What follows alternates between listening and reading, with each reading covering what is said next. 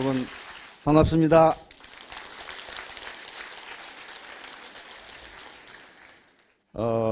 오늘 제가 하려고 하는 얘기는 고정관념이라는 건데요. 그 얘기를 하기 전에 지금 이 시대는 소위 창조 시대라고 그렇게 부릅니다. 다시 말하면 지식정보화 시대예요. 그러니까 먼저 정보를 가지고 우직하게 실천하는 사람은 성공할 수 있습니다. 소위 저는 그래서 이 시대를 춘추 전국 시대 같다고 이야기를 하는데요.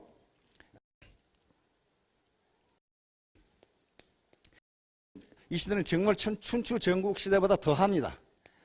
과거 무슨 학력 따지고 뭐 해가지고 성공하는 시대가 아니거든요. 춘추 전국 시대. 춘추 전국 시대는 국가의 중앙정부의 통제 질서가 무너졌기 때문에 각 제후들은 능력 있는 사람, 부지런한 사람, 창의적인 어떤 아이디어를 가지고 있는 사람은 신분의 고하에 관계없이 전부 인재로 등용했었습니다. 그런 사람들이 전부 성공을 했어요. 춘추 전국 시대. 이 시대는 춘추 전국 시대보다 더 경쟁이 심한 사회입니다. 따라서 결론적으로 얘기해서 누구나 포기하지 않으면, 중도에 포기하지 않으면, 누구나 포기하지 않으면 성공할 수 있다. 결론은 이겁니다. 성공할 수 있다. 그러니까 중도에 포기하면 성공 못해요. 누구든지. 중도에 포기하지 않으면 성공할 수 있다. 예, 성공이란 무엇인가? 전통사에서 성공은 과거 시험에 합격하면 됐습니다. 그러면 돈도 생기고 권력도 생기고 평생 존경을 받으면서 잘 살 수 있었어요. 그러나 점점 산업사회가 발전하면서 사자 돌림 직업이 점점 각광을 받기 시작합니다. 의사, 변호사, 무슨 회계사, 변리사 등등, 교수 등등. 그러나 지금은 의사라고 해서 또는 변호사라고 해서 잘 사는 게 아닙니다. 어떤 특정 직업이 평생을 보장해 주는 것이 아니고 뭘 하든지 거기서 창의적으로 열심히 하면 성공할 수 있다. 21세기 지금은 어떤 특정 직업이기 때문에 평생이 보장되고 존경을 받는 게 아니라는 거예요.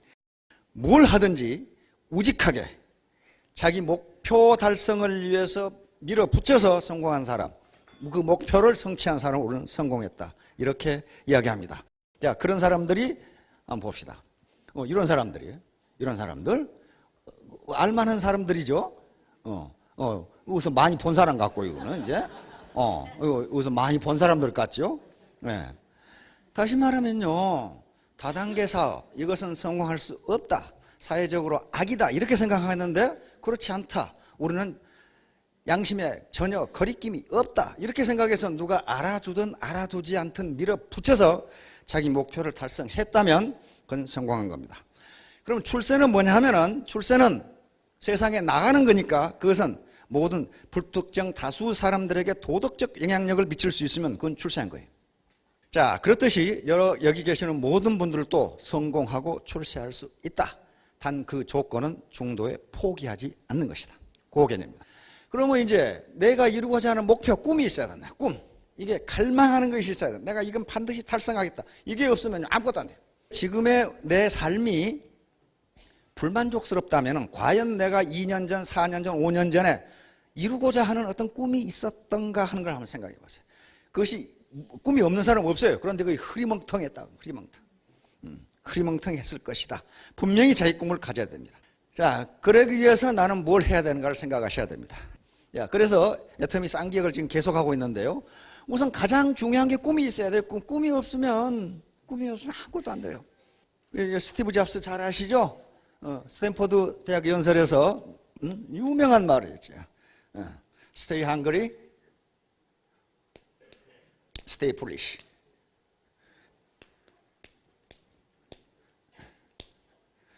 Stay foolish. 다시 말하면 이건 stay hungry는 배고픈 상태로 있어라. 다시 말하면 갈망하라. 그 말이 갈망하라. 항상 갈망하라. 이건 꿈이죠. 갈망하라. 그리고 이건 우직하게 실천하라. 이게 자기의 갈망한 게 있으면은 갈망, 이거 꿈입니다. 꿈이에요. 드림이에요. 드림. 꿈이고 또는 비전이라고 할 수 있죠.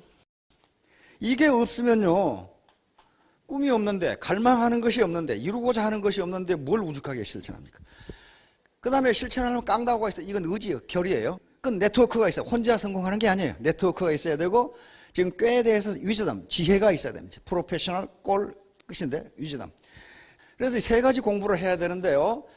우리 조상들이 공부라고 한 것은요. 공부를 한자로 써보면 말이 되지를 않아요. 이게.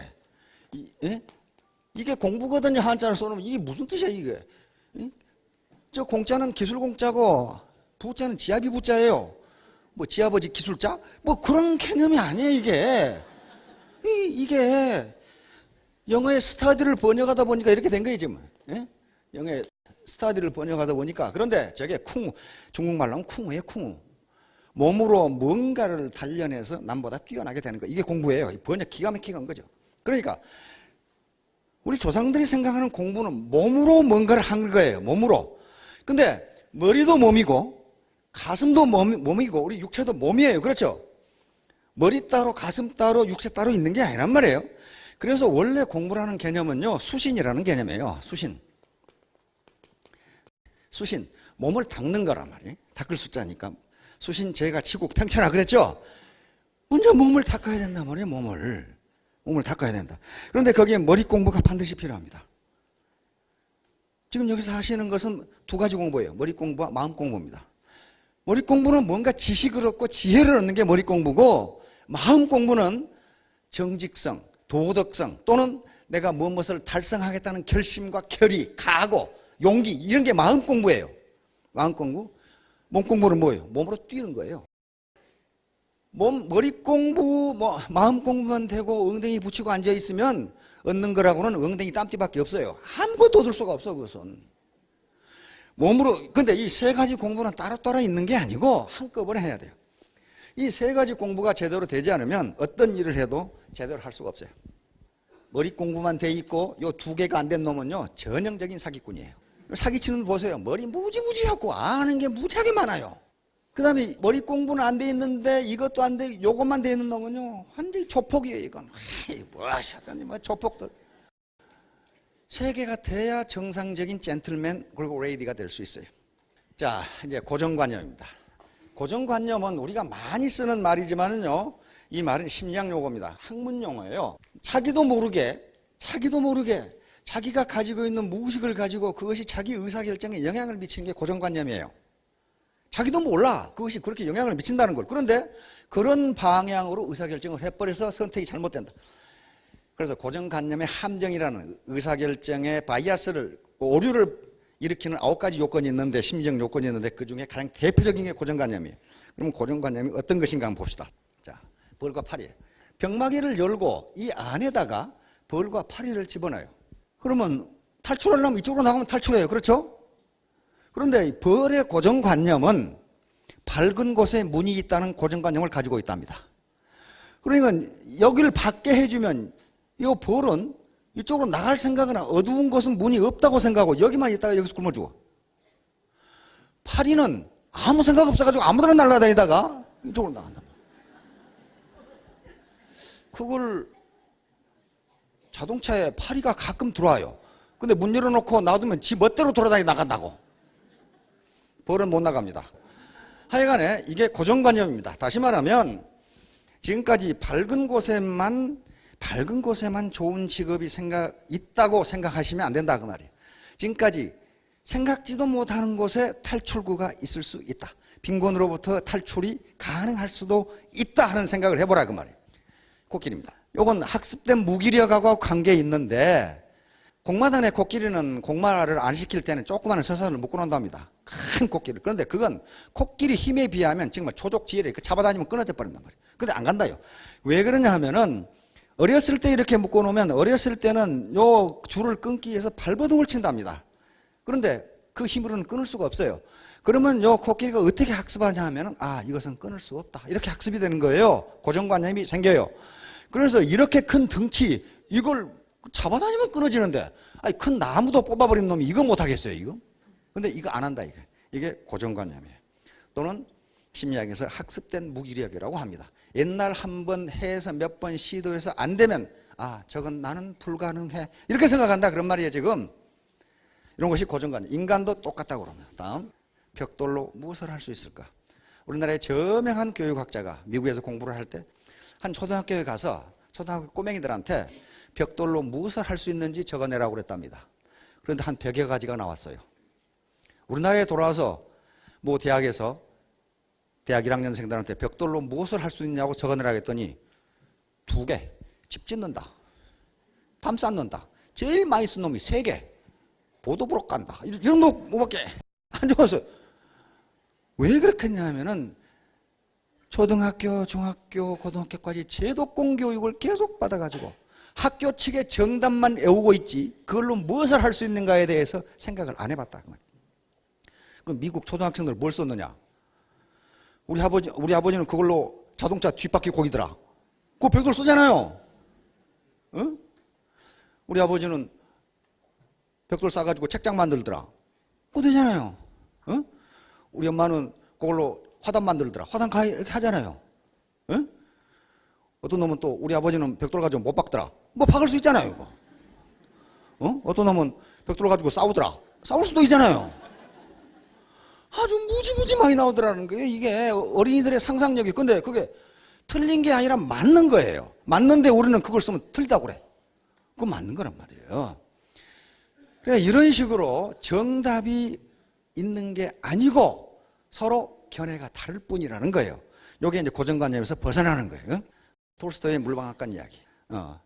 그런데 톨스토이 인생론에 이게 나오는 것은 무슨 얘기냐 하면은 이게 할아버지로부터 대대로 물레방앗간을 해서 물레방아에 대해서 잘 알고 또 물레방아 방아를 잘 찧어서 그냥 잘 먹고 살았어요. 근데 어느 날 이 손자가 물려받아가지고 방아를 잘 찧고 있다가 뭘 발견했냐 하면은 여기 왔다 갔다 이렇게 하는데 그 방아의 추가 왔다 갔다 하는데 여기 보니까 이쪽으로 뭐가 연결돼 있거든. 그래서 이쪽으로 연결돼 있네. 그러다가 이제 물레방아가 돌아가는데 벨트가 있잖아요. 벨트가 연결돼서 돌아가는 물레방아는 벨트하고 연결돼 있네. 물레방아는 벨트가 중요하구나 이렇게 생각했단 말이에요. 그러다가 보니까 밖에 나가 보니까 물이 떨어져 가지고 돌아가 이게. 물레방아는 물이 무지무지하게 중요하구나. 그러다가 또 보니까 물이 어디서 나오나 봤더니 골짜기에서 날아와. 그래서 결론을 어떻게 내렸냐면은 물레방아에서 가장 중요한 건 골짜기다 이렇게 생각했어요. 그래가지고 골짜기에 대해서 집중적으로 연구하기 시작했어요. 그동안에 물레방아는 고장나서 쓰고 물레방앗간은 망했어요. 그 얘기가 톨스토이 이야기에 나와 있어요. 다시 말하면 그 골짜기는 물레방아의 한 부분이지 전체가 아니에요. 시스템을 보지 않고 자기가 가지고 있는 하나의 그 지식의 편식이라고 그러는데 그것만 가지고 요것이 옳다고 계속 하니까 결국 전체가 망해버리더라. 그런 얘기가 적어져 있어요. 다시 말하면 모든 인간은 무식하다고 그랬습니다. 모든 인간은 무식하다. 어떤 철학자가 한 얘기요. 왜냐하면 지가 아는 거 외에는 모르니까. 딱 맞죠? 지가 아는 거 외에는 모르는 거예요. 그러니까 전체를 보고 해야 되는데 하나 일부만 보고 하다가는 고정관념에 잡힌다. 그런 얘기입니다.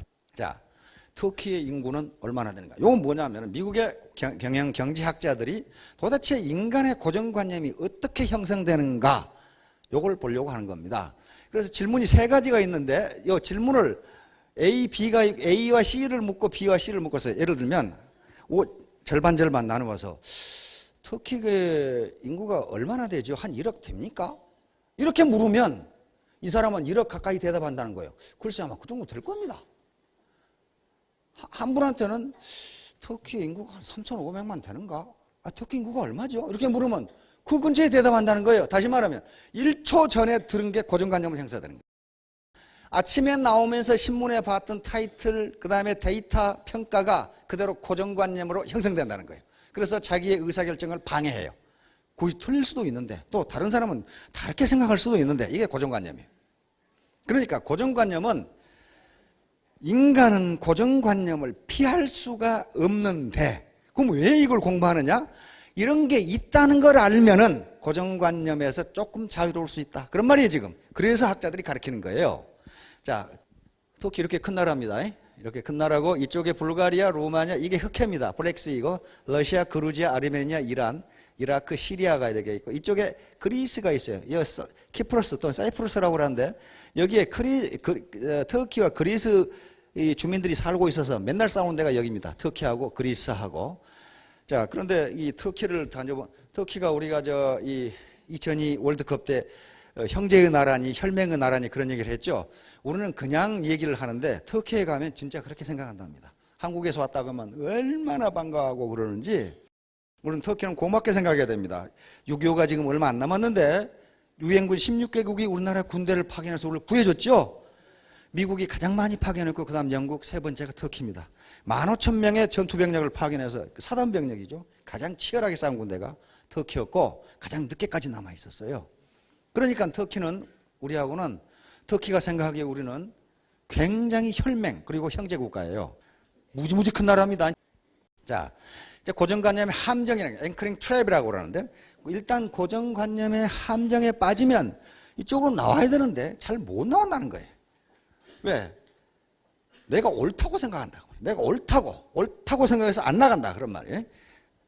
앵커링 트랩이니까 단내림 함정이라고도 합니다. 이 큰 배도요 다소로 묶고 있으면 이걸 치우지 않으면 이 배가 못 가요. 그러니까 자기 조그마한 고정관념이 자기의 전 인생을 망가뜨릴 수 있다는 말이에요. 움직이지 못하게 할 수 있다. 이게 학자들이 한 얘기입니다.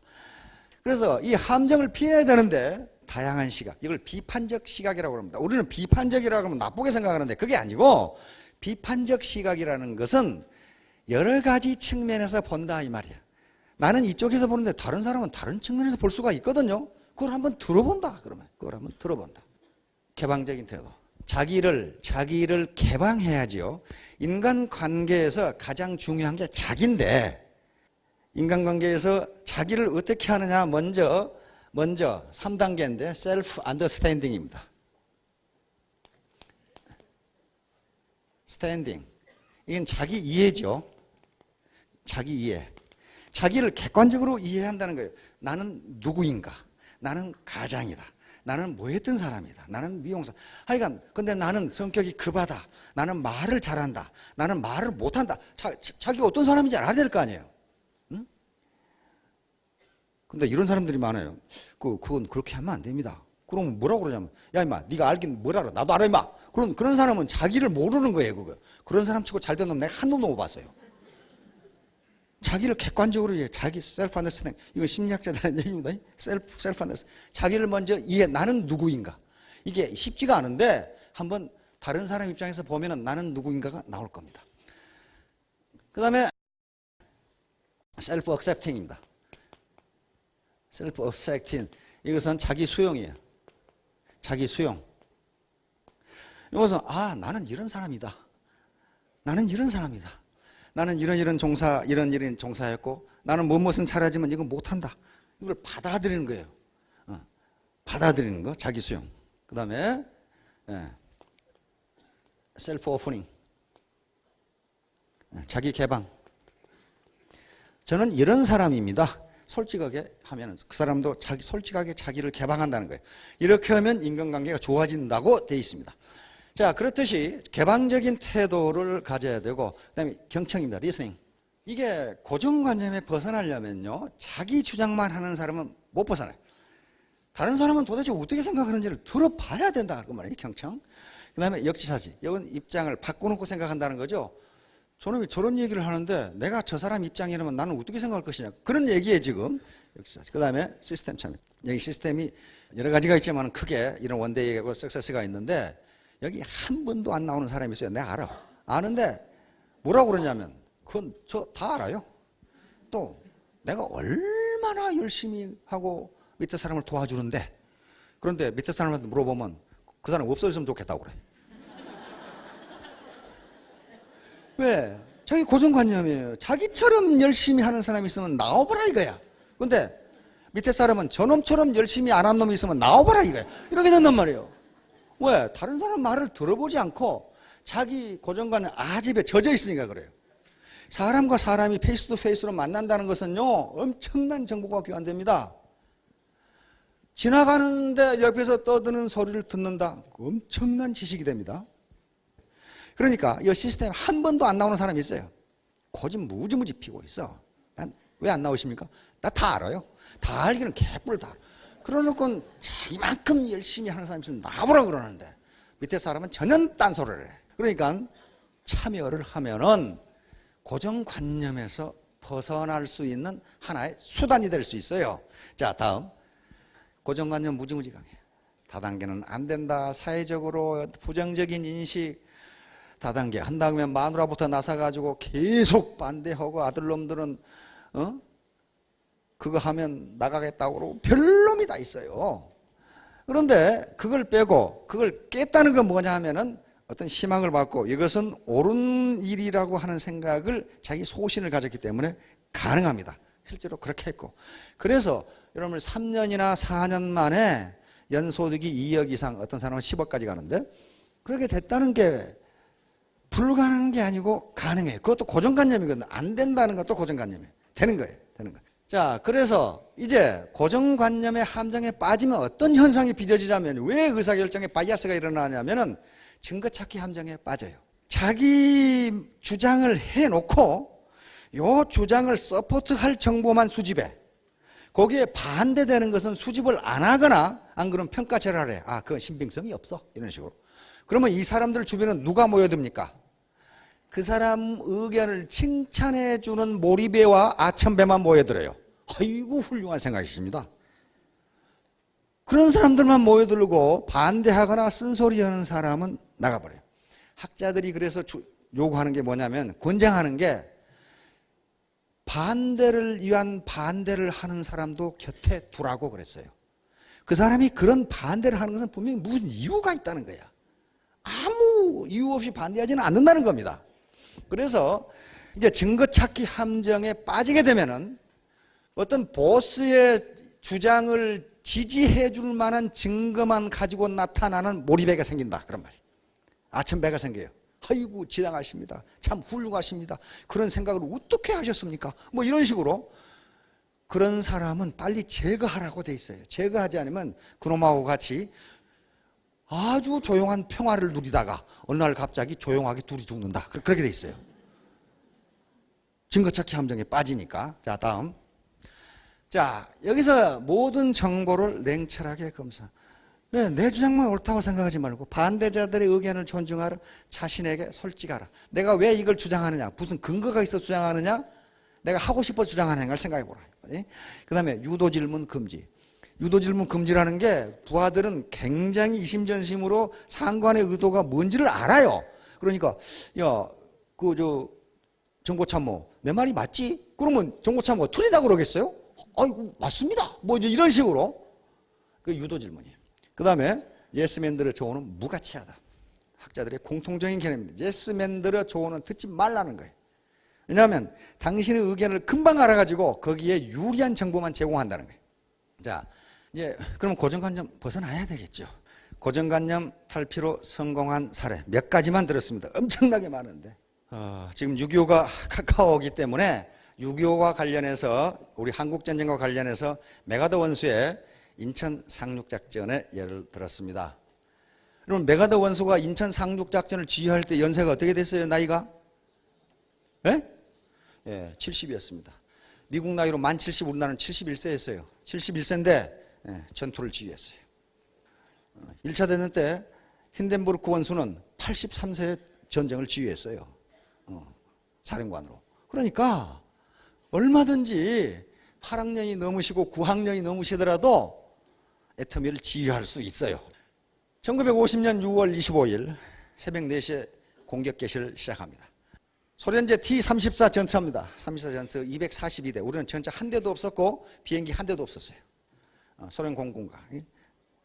그런데 이 당시 미국 2차 대전 끝나서 세계 최강인데 미국의 무기 2.54인치 로켓포로 이것을 쐈어요. 쐈는데 정통으로 맞았는데 안 부서져. 깜짝 놀란 거예요. 그러니 이 탱크를 부술 무기가 없어요. 미국이 안 가지고 있는데 우리가 어떻게 하겠어요? 부수기는 우리가 먼저 부쉈어요. 어떻게 했냐면 우리 6탄 시병사 있죠? 화염병, 소주병에다 기름 넣어가지고 요거 올라가서 요거 열고 여기다 집어넣은 거지. 그분들 덕분에 우리가 지금 살아있는 거예요. 6탄 시병사죠. 안 되니까. 로켓포로 쏴도 안 돼요. 처음에 떡 맞아서 깨졌구나 했는데 웬걸 덜덜 하니 다시 와. 깜짝 놀랐어요. 이렇게 되니까 어떻게 됩니까? 6월 25일 침공을 했는데 3일 만에 미아리 방어선이 무너지면서, 그게 단장의 미아리 고개예요. 미아리 고개가 최종 미아리 방어선이에요. 미아리 방어선 앞에 창동 방어선이 있는데 창동 방어선 무너지고, 계속 의정부 무너지고, 그 앞에 의정부 있죠. 의정부 방어선 무너지고, 창동 방어선, 최종적으로 서울을 진입하려면 미아리 고개를 넘어서 들어와야 되는데, 그게 미아리 고개에 있는 미아리 방어선인데, 뭘로 이걸 밀고 가져오는데 누가 막어? 이걸 뭐 몽둥이로 막을 거야? 무슨 깡다고? 예, 탱크한테는 깡다고 안 통해요, 저게. 그래서 단 3일 만에 서울이 함락됩니다. 그러니까 38선에서 서울까지 오는데 3일 걸렸다는 것은 싸우고 왔다는 거예요. 그냥 걸어왔다는 거예요. 그냥 걸어온 거죠, 그냥. 자, 이게 중요한 게 아니고, 제가 여기서 말하려고 하는 것은 가장 리더의 중요성입니다. 리더의 중요성이에요. 무슨 대비를 해놓고 허풍을 쳐야지. 우리 지도자들은 이승만 박사부터 시작해가지고, 만약 전쟁이 일어나면 점심은 평양에서 먹고 저녁은 신의주에서 먹는다. 지금 어떻게 됐어요? 점심은 서울에서 먹고 저녁은 대구에서 먹는, 지금 이 꼴이 됐잖아요. 무슨 허풍을 치더라도 뭐 근거가 있게 쳐야지. 준비가 없는 주장은요, 허풍이에요. 자, 그래서 우리 어르신들은 참 감개무량하시죠? 이걸 보면. 자, 여기 보세요. 38선입니다. 지금은 이렇게 삐딱하게 돼 있지만 이렇게 돼 있었어요. 38선이니까. 그래서 이게 밀고 내려왔는데 단 3일 만에 서울이 함락됩니다. 이제 아무것도 없어요. 아무것도 없어요. 계속 밀고 내려와서 낙동강 방어선 여기만 남습니다. 여기까지 내려오는데 81일 걸렸어요, 북한군이. 그러니까 여기 끄트머리에서 여기까지 내려오는데 81일 걸렸다는 것은 매일 걸어왔다는 얘기야, 이게. 에? 전투는 거의 못했어요. 그러면 이거 어떻게 해야 되겠어요? 여기서 밀고 올라갈 수는 없으니까 메가더 원수가 어디에 상륙합니까? 인천 상륙작전을 감행합니다. 감행해서 여기를 끊어버리면 후방 병참선이 차단되면서 여기서 굶어주고, 쌀과 식량, 포탄, 실탄이 가야 싸울 거 아니에요. 메가더 원수는 여기를 끊어버린 거예요. 끊어버린 거예요. 기가 막히죠. 그런데 입 달린 사람은 다 반대했어요. 인천 상륙작전을. 미 해군은 극구 반대하고, 미 국방성, 미 국무성, 미 합참 다 반대했어요. 왜 반대하느냐? 인천은 상륙작전을 하기로 최악의 조건이에요. 거기 조수 간만의 차가 7m, 9m 그래요. 그러니까 상륙을 하려면 언제 해야 되겠어요? 밀물때 해야 되겠어요? 썰물때 해야 되겠어요? 밀물때 할 수밖에 없어요. 그러면 그 밀물 시간은 삼척 동자는 모르겠고, 어지간한 사람은 밀물이 몇 시에 있다는 거 알아요. 그래서 만약에 인천 상륙에 첩보가 새 나가면 공산군이 그때 기다리면 도하가는 쥐야. 그렇죠? 그 시간밖에 없으니까 상륙할 시간이. 그 다음에 인천을 상륙하려면 그 앞에 올미도라는 섬이 있어요. 올미도 있죠? 거기를 지금 공산군이 장악하고 있어요. 그러니까 올미도에서 이게 사격을 해버리면 우리가 전멸할 수가 있어요. 그 다음에 인천 이 갯벌의 이 범위가 좁기 때문에 대규모 병력이 상륙하려면 좀 좁아야, 넓어야 되거든요. 그러니까 조건이 맞는 게 한 개도 없어요. 그러니까 미 해군은 극구 반대하고, 미 국방성 반대하고, 미 합참 반대하니까 메가더 원수가 하는 말이, 그러니까 거기가 좋다 이거야. 아무도 그쪽으로 상륙한다고 생각하지 않는다게. 조건이 워낙 나빠서.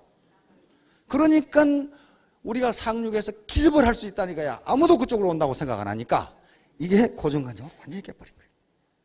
그게 메가더 원수예요. 그런데 그냥 하면 안 되죠. 성동 격서, 기만작전, 양동작전을 해야 돼. 이쪽에 삼척. 틀림없이 공산군들은 삼척으로 상륙할 것이다. 우리도 딱 그렇게 해놓고 삼척에다 폭격을 시작했어요. 그러니까 저놈 새끼들이 저쪽으로 상륙하려고 그러는구나. 계속 폭격을 한 거예요, 삼척에다가. 그래 놓고는 다시 그 밑에 영덕 있죠? 삼척 영덕 있죠? 영덕으로 상륙작전을 감행을 했어요. 근데 누구 가지고? 학도병 가지고 상륙작전을 감행해서, 그러니까 이 자식들 또 이쪽으로 상륙하네? 이렇게 됐단 말이에요. 계속 기만작전을 한 거예요. 근데 서해안에서 누가 봐도 어디가 상륙 지점으로 가장 좋냐 하면 군산이 제일 좋아요. 군산. 괴뢰군들도 그래서 군산으로 상륙할 것으로 알고 있었어요. 우리가 상륙을 한다는 걸 알고 있었어요. 근데 어디로 상륙할지를 몰라. 메가더 원수는 그래서 슬슬슬슬 역정보를 흘리기 시작했습니다. 군산으로 상륙한다. 이렇게 군산으로 모른 척하면서 정보를 흘리는 거 있죠. 스파이들한테 군산으로 상륙. 그러니까 괴뢰군들이 군산 방어에다가 병력을 집중하기 시작했어요. 그러니까 그게 맞다는 것을 보여주기 위해서 군산을 폭격하기 시작했어요.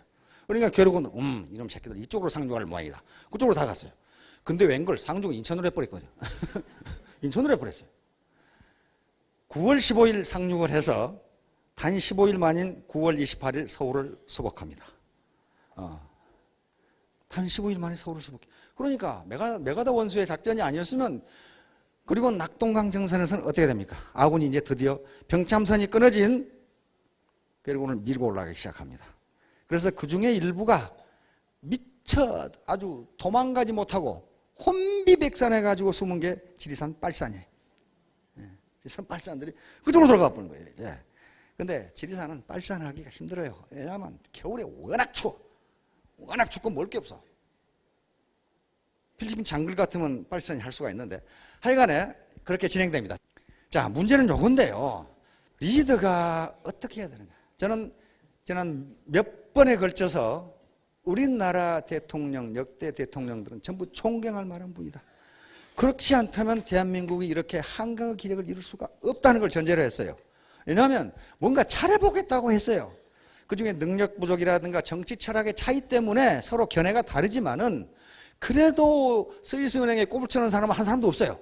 뭐 몇 푼 꼬불 쳐놨지만 국내 꼬불 쳐놨으니까 국내 꼬불 쳐놓은 것은 상관없습니다. 왜냐하면 국내에서 누군가 써요, 그거. 국내에 돈이 서큘레이션 된다고요. 이건 아주 결정적으로 잘못한 거예요. 미아리 방어선이 28일 새벽에 무너집니다. 그런데 이승만 대통령과 그 강요와 유력 인사들은 27일 새벽 2시에 서울을 떠나버립니다. 도망가 버렸어요. 그래놓고 방송을 뭐라 했느냐. 방송은 방송국에 한 게 아니고 미리 녹음한 걸 틀었어요. 서울 시민 여러분, 용감한 국군이 평양으로 진격하고 있습니다. 여러분들은 전혀 동의 마시고 서울에 그대로 있십시오. 그러고 자기는 어디 갔을 때 대전에 있었어요. 그 사실을 새벽 2시에 나가버렸는데, 그 사실을 그 당시 서울중앙방송, 지금 KBS지, 알았어요. 알아서 방송을 하려는 게 방송을 못하겠어요. 그러니까 서울 시민과 국민들은 이승만과 그 일행들이 도망갔다는 사실을 전혀 몰라요. 시민들을 놔두고 도망가 버린 거예요, 혼자. 그래놓고 평양으로 진격하고 있으니까 열심히 나와서 생활에 종사하고 서울을 떠나지 마십시오, 이랬단 말이에요. 그 말을 들은 사람들은 아주 고생을 했고, 말을 안 듣고 도망간 사람은 살았어요. 그러니까 이때부터 정부가 한 말은 거꾸로 하면 맞다, 이렇게 된 거예요, 지금. 거꾸로 하면 맞다. 이건 말이죠, 무지무지한 정부에 대한 불신을 가진 거예요. 그런데 문제는 그 당시 유일한 다리가 2개입니다. 이거 한강 인도교, 이거 한강 철교. 그 당시 연세 드시면 아시죠? 다리가 2개밖에 없어요. 요걸 폭발을 해버린 거예요. 그런데 언제 폭파했느냐? 28일 새벽에 폭파해버렸어요. 공산군이 서울을 점령한 건 28일 오전, 그러니까 새벽 2시에 폭파해버렸는데, 그렇다면 한 8시간 정도 여유가 있었어요. 그런데 이걸 폭파해버리니까 여기에 사람들이, 피난민들이 왔다 갔다 했겠죠. 자동차 왔다 갔다 하고 전부 폭사해버렸어요. 그러니까 아무런 알려주지도 않고 폭발해버려요. 거기다가 여기에 남아있는 우리 병력하고 병참은 어떻게 합니까? 못 가져가죠. 아무것도 없는데, 다리도 없고 아무것도 없는데. 이것이 비판이 이니까 그 왜 그 미리 폭파하고 국민한테 알리지도 않았냐, 이렇게 비판이 되니까 누구한테 죄를 뒤집어 씌워야 될 거 아니에요. 누구한테 뒤집어 씌웠냐면 그 당시 이걸 폭파 지휘한 공병감 최창식 대령에게 뒤집어 씌워서 사형시켜버렸어요. 이게 말이 안 돼요. 나중에 유족들이 시우를 해가지고 재심 청구를 해가지고 무죄 판결을 받았어요. 전쟁이 끝나고 그 사람 시키는 대로 했는데 누구한테 뒤집어 씌워서 희생양을 찾아야 될 거 아니에요. 자기들은 도망가가지고 목포로 갔다 부산으로 갔거든. 이게 아주 비극이었어요. 이게 따라서 가장이 됐건 리더가 됐건 조직의 리더가 됐건 그 팔로워들을 속이면 안 됩니다. 속이면 안 되고 너블리스 오브리제 거기에 남아 있어야 돼요. 처칠 같은 경우 독일군이 계속 그 막강한 독일군이 런던을 폭격을 하는데 국민들이 처칠이 지금 전쟁 지휘관인데 국민들이 권장을 했어요. 런던을 떠나시라고. 떠나기는 그냥 자기 마누라하고 런던에 그냥 있었어. 내가 떠나면 어떡하느냐 이 말이야. 내가 떠나면 어떻게 하느냐.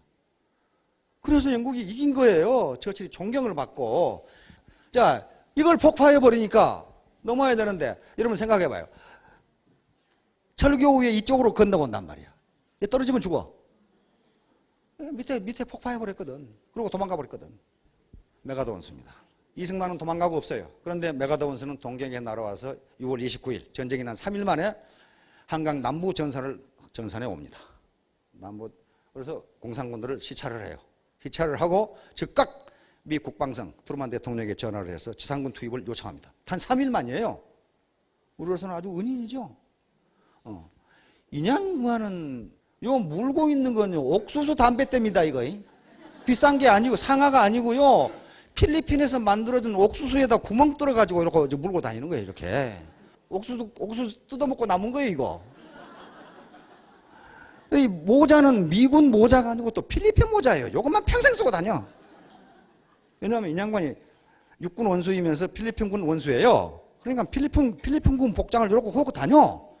포탄이 날라와도 철모도 안 써. 이것만 쓰고 돌아다녀. 자, 다음 딘 소장입니다. 그래서 이제 미군이 상륙을 해서 딘 소장이 이끄는 미 제24사단이 대전을 방어하는데 미군이 가지고 있는 2.24인치 박격포로는 T-34 탱크가 격파가 안 돼요. 그러니까 어떻게 되겠어요? 그래서 2.54인치, 3.5인치 박격포로 그때 만듭니다. 그때 만들어서 이걸 격파하기 시작하는데 결국 미 2사단이 인민군에게 격파당합니다. 격파당하는데 그 비극은 사단장이 포로가 되어버렸어요. 부상병을 구하려고 부상병은 뭐가 제일 필요하냐면 피를 흘리니까 물을 마셔야 돼요. 그 산속에서 사단장이 부상병 먹이려고 물 찾으러 가다 떨어져서 기절해버렸어. 그래가지고 포로가 되어버렸어요. 포로를 잡혔습니다. 그런데 인민군은 다행히 이 양반이 사단장인지를 몰랐어. 쫄병인 줄 알았어. 물 들어가다 낭떠러지에 떨어져 좆도해버렸으니까 이 트럼이 쫄병이다 이렇게 생각했어요. 그런데 포로로 잡혀가지고 딘 소장은 자살을 여러 번 시도했습니다. 왜냐하면요, 장군이니까 딘 소장이 메가더 원수가 9월 15일 인천으로 상륙한다는 작전 계획을 알고 있어. 그러니까 모진 고문을 하면 자기도 모르게 첩보를 제공할 수가 있어요. 그걸 안 하기 위해서 자살하려고 그랬어요. 그래서 실패했어. 그래가지고 이놈이 왜 자살하려고 하는 거 알아봤더니 이 사단장이야 이게. 나중에 살았어. 나중에 포로교한테 교환돼서 미 육군단장 중장으로 진급을 합니다. 다음 메가더 후임으로 부임한 미 유엔군 사령관 리츠웨이 대장입니다. 종전을 시켰죠. 메가더와 트루만 대통령입니다. 메가더 원수와. 자, 아까 부산만 남았을 때 이런 대구에 가면 다부동이라는 게 있어요. 다부동 전투. 우리 다부동 전투를 지휘한 분이 백선엽 대장입니다.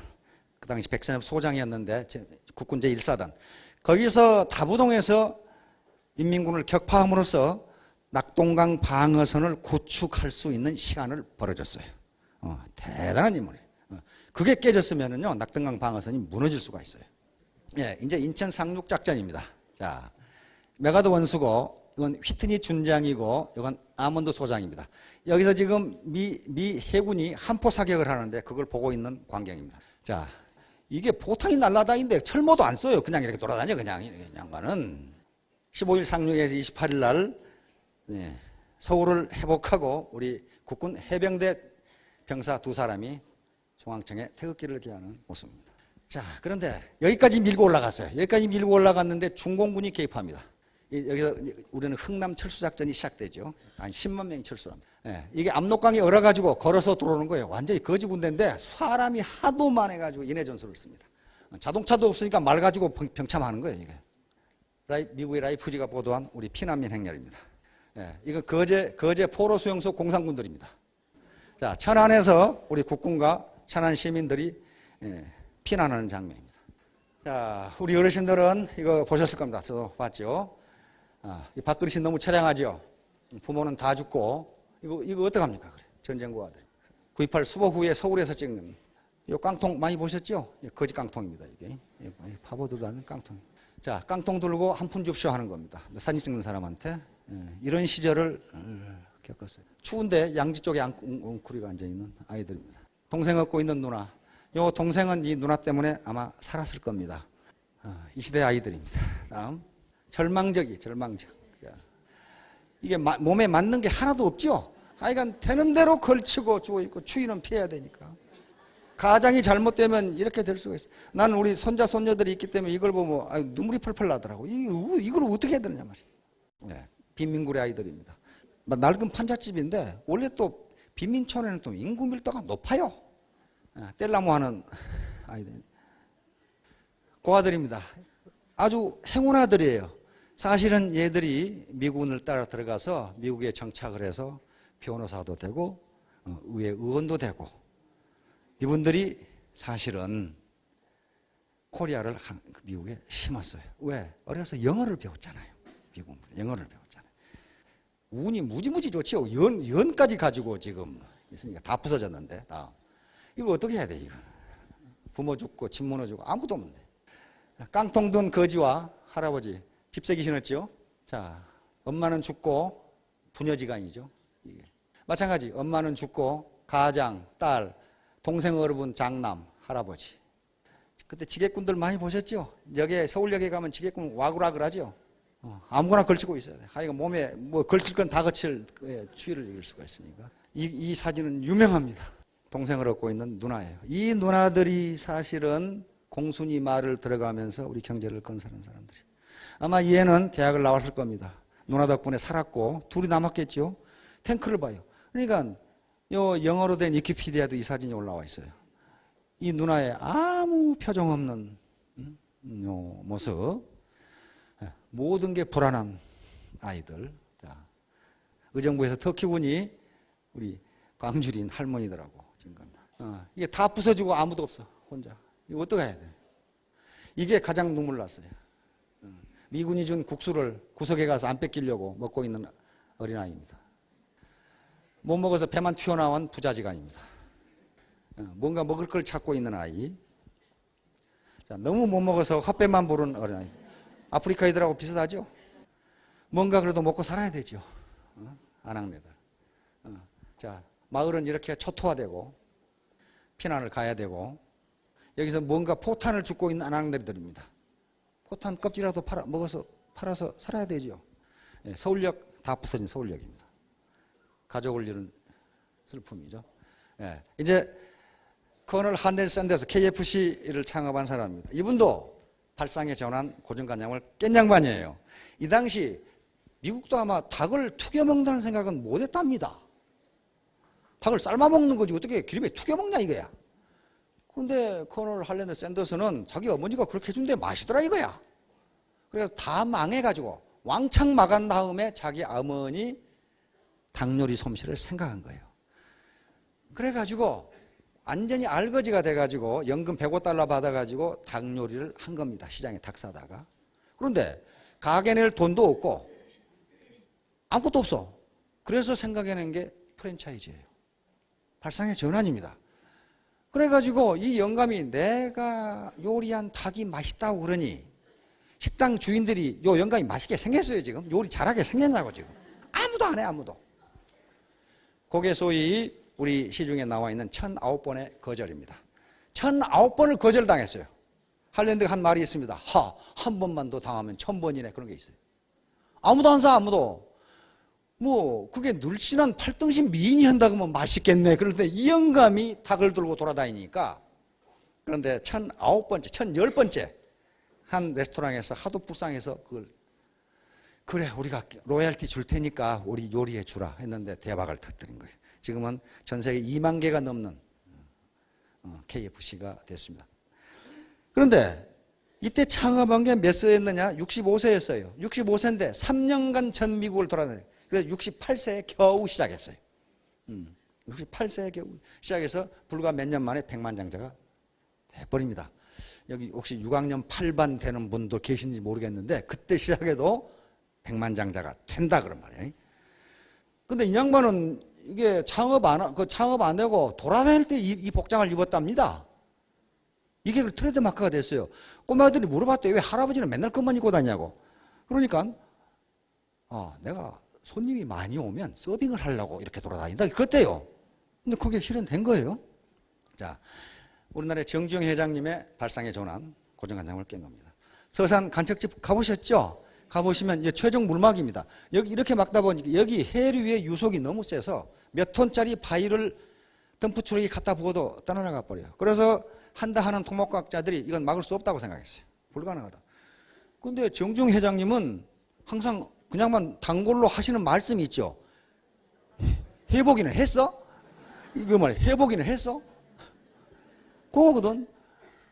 그래서 요 폐유조선인데 요걸 러시아에서 사다가 여기 틀어 막았어요. 그러니까 유속이 느려지겠죠. 여기다 틀어 막아서 이렇게 된 거예요.